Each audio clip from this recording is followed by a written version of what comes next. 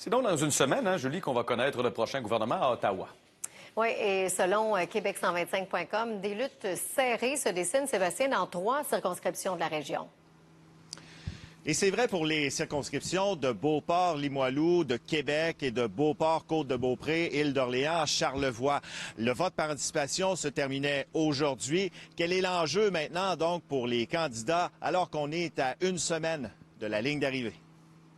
Je me dis, ça sert à rien d'attendre la semaine prochaine, je ne changerai pas d'idée.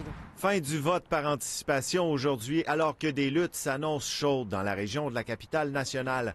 Bataille à 3, notamment dans Beauport-Limoilou, alors qu'à peine 1 point sépare les conservateurs des libéraux et la bloquiste sortante. Il y a une lutte à 3. On va le voir là-bas. La lutte va se régler là-bas. Serré aussi à Québec, circonscription du député sortant Jean-Yves Duclos. Une bataille à 2, le bloquiste à 2 points d'écart.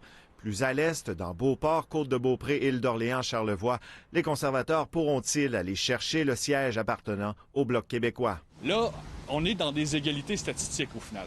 Quand on a 20 un peu partout, tout peut arriver. Et c'est là la force de l'équipe de sortie de vote qui peut faire la différence. Parce qu'on le sait, une élection, c'est comme une chasse au trésor. Il faut trouver nos appuis et les faire sortir le jour du vote.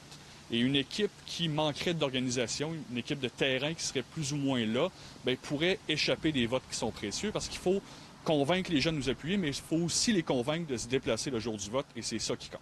À une semaine de la ligne d'arrivée, peut-on encore influencer sérieusement l'électeur? Je n'étais pas décidé trop, là, mais là, disons, j'ai fait mon choix.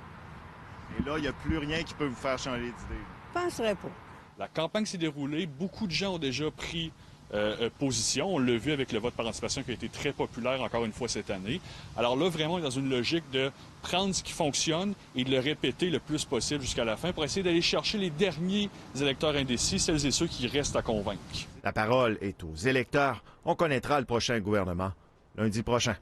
Sébastien Dubois, TVA Nouvelles, à Québec.